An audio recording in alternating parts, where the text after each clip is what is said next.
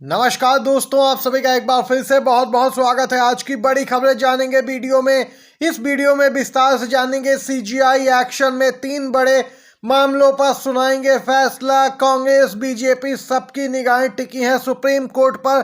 हलचल हो गई है तेज सीजीआई एक्शन में। वहीं विस्तार से आगे जानेंगे कि इंडिया गठबंधन के सीट शेयरिंग फॉर्मूले को लेकर अपडेट आ रही है। नीतीश के हुंकार, इंडिया गठबंधन की बनेगी अगली सरकार। बीजेपी बैकफुट पे दिख रही है दोस्तों। वहीं चुनाव का ऐलान हुआ नहीं और बीजेपी 400 सीटों का कर रही है दावा। गड़बड़ी की तरफ बड़ा संकेत मिल रहा है। सोशल मीडिया पर छाया है मुद्दा। यूजर्स की आ रही हैं प्रतिक्रियाएं सामने निकल के, उनकी प्रतिक्रियाएं भी आप तक पहुंचाएंगे। सोशल मीडिया यूजर्स क्या कुछ कह रहे हैं मामले पे। वहीं दोस्तों, अगर आप भी मानते हैं 24 में इंडिया गठबंधन की सरकार बन सकती है तो लाइक कीजिएगा वीडियो को। कमेंट बॉक्स में आप जरूर लिखिएगा बी support India. CJI DY Chandrachud की अध्यक्षता वाली बेंच बड़ी सुनवाई करने वाली है। दोस्तों, आप सभी को जानकारी के लिए बताते चलें, सुप्रीम कोर्ट में इस सुनवाई को लेकर सभी की निगाहें टिकी हैं। कांग्रेस बीजेपी सभी दल सुप्रीम कोर्ट पे निगाहें टिकाए हैं क्योंकि चुनावी बॉन्ड योजना और नागरिकता कानून वाली याचिकाओं पर सुप्रीम कोर्ट ने फिलहाल जो फैसला सुरक्षित रखा है उस पर आदेश आने की नए साल में संभावना है। जबकि ईडी की शक्तियों की समीक्षा को लेकर जनवरी में विस्तार से मैराथन सुनवाई शुरू होगी। केंद्र सरकार द्वारा राजनीतिक दलों को चंदा देने के लिए जनवरी 2018 में शुरू की गई चुनावी बॉन्ड योजना की वैधता को चुनौती देने वाली याचिकाओं पर सुप्रीम कोर्ट के 5 न्यायाधीशों की संविधान पीठ 2 नवंबर को फैसला सुरक्षित रख लिया था।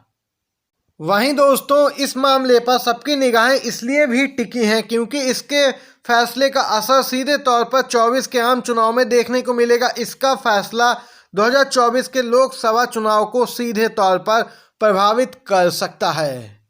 अगला जो मामला है दोस्तों, असम में नागरिकता से संबंधित मुद्दा जो हमेशा से चुनाव को प्रभावित करने का मुद्दा रहा है। सुप्रीम कोर्ट के 5 जजों की संविधान पीठ ने 12 दिसंबर को असम में नागरिकता अधिनियम 1955 की धारा 6A के प्रावधानों की संवैधानिक वैधता को चुनौती देने वाली 17 याचिकाओं पर फैसला सुरक्षित रख लिया था। गौरतलब है, धारा 6A असम समझौते के तहत आने वाले अप्रवासियों को भारतीय नागरिकता देने से संबंधित है।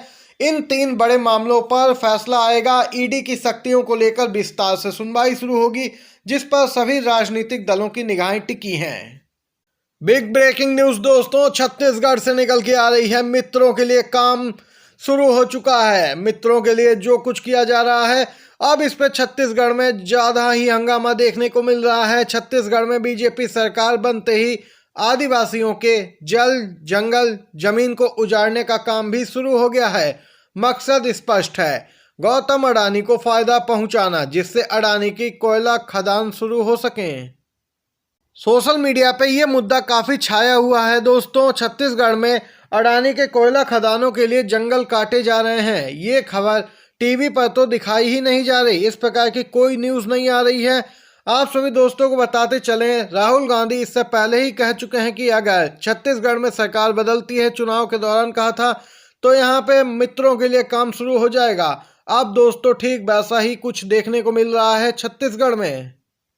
यहाँ पे दोस्तों बिग ब्रेकिंग न्यूज निकल के आई है। सोशल मीडिया पर मुद्दा छाया है क्योंकि बीजेपी पहले ही ऐलान कर चुकी है 400 पार। यहाँ पे दोस्तों आप सभी को बताते चलें, लोकसभा चुनाव से पहले ही बीजेपी ने सीटों का ऐलान कर दिया कि कितनी सीटें आने वाली हैं। 400 पार का आंकड़ा बताया जा रहा है। दोस्तों, आपको जानकारी के लिए बताते चलें, इस मामले को लेकर सोशल मीडिया यूजर्स भी अपनी प्रतिक्रियाएं दे रहे हैं। यहाँ पे प्रधानमंत्री मोदी ने पार्टी की मीटिंग के दौरान बड़ी बात कहा कि इस बार पिछले लोकसभा चुनाव से 10% ज्यादा वोट, मतलब 50% वोट शेयर हासिल करना है। वहीं दूसरी और अब की बार 400 का एजेंडा चलाया जा रहा है। दोस्तों, आप सभी को बताते चलें, 50% वोट शेयर हासिल करना भारतीय चुनाव के इतिहास में अब तक संभव नहीं हो पाया है। लेकिन बीजेपी पार्टी ने इसकी तैयारी शुरू कर दी है क्योंकि उनके पास यहाँ पे ईवीएम एक जो सहारा है, ऊपर से चुनाव आयोग मदद करने के लिए अलग से मौजूद है। सोशल मीडिया यूजर्स इस पे प्रतिक्रिया दे रहे हैं। उन्होंने कहा कि इनके पास ईवीएम है, ईवीएम जब तक है ये कुछ भी कर सकते हैं, ईवीएम को हैक कर जीतना चाहें उतना % वोट हासिल कर सकते हैं। बाकी जितना गोदी मीडिया दिखाएगा, जितना भाजपाई दावा करेंगे और जितना भाजपा IT सेल कहेगा, वो सिर्फ फर्जीवाड़े को यहाँ पे दोस्तों एक तरीके से सही ठहराने के लिए माहौल बनाने में प्रयोग किया जाएगा। देख सकते हैं दोस्तों, ये अपडेट सामने निकल के आई है। खबर पे अपनी राय भी जरूर बताइए, आपकी राय महत्व रखती है दोस्तों। इसी के साथ अगली खबर की तरफ चलते हैं।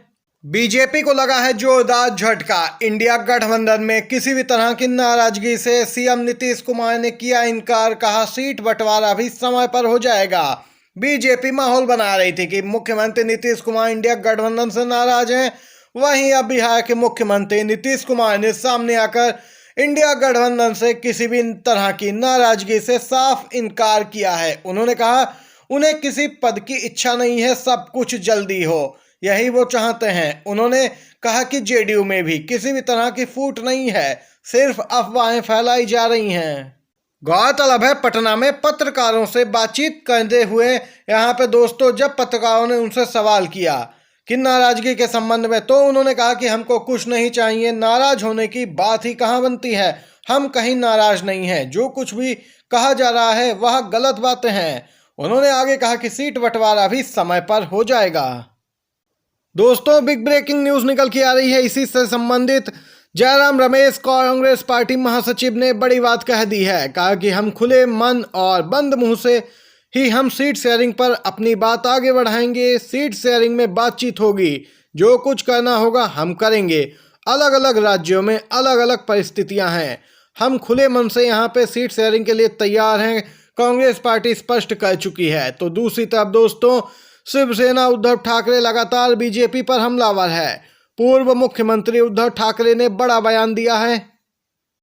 उद्धव ठाकरे ने बीजेपी को निशाने पर लिया है, हिंदुत्व के मुद्दे पर बीजेपी को घेरा है। उद्धव ठाकरे ने कहा कि हमारा हिंदुत्व हमें दूसरे धर्म से नफरत करना नहीं सिखाता है, लेकिन बीजेपी वाले भेदभाव करते हैं, हिंदू मुस्लिम करते हैं। उद्धव ठाकरे का यह बयान सोशल मीडिया पे वायरल हो रहा है। दोस्तों चुनावी रणनीतिकार प्रशांत किशोर का यहाँ पे झुकाव इंडिया गठबंधन की तरफ दिन पर दिन दोस्तों बढ़ता हुआ देखा जा सकता है। खबर निकल के आ रही है कि इंडिया गठबंधन के लिए 24 की रणनीति तैयार कर सकते हैं प्रशांत किशोर। पश्चिम बंगाल की सीएम ममता बनर्जी करवा रही हैं उनकी एंट्री। गौरतलब है प्रशांत किशोर ने आंध्र के पूर्व सीएम चंद्रबाबू नायडू से भी मुलाकात की थी। आपको बताते चलें दोस्तों प्रशांत किशोर का झुकाव इंडिया गठबंधन की तरफ देखा गया है, उनकी एंट्री हो सकती है। ये सूत्रों के हवाले से इस समय की बड़ी खबर है। आज के सभी मुख्य समाचार आप तक पहुंचाए हैं। वीडियो आपको पसंद आया हो तो लाइक कीजिएगा, चैनल पर नए हैं तो आपसे रिक्वेस्ट है चैनल को सब्सक्राइब कीजिएगा, जिससे कि बड़ी खबरें आप सभी दोस्तों तक पहले पहुंचे, मुख्य समाचार कोई भी छूटे नहीं। आप सभी का वीडियो देखने के लिए बहुत बहुत धन्यवाद। जय हिंद, जय भारत।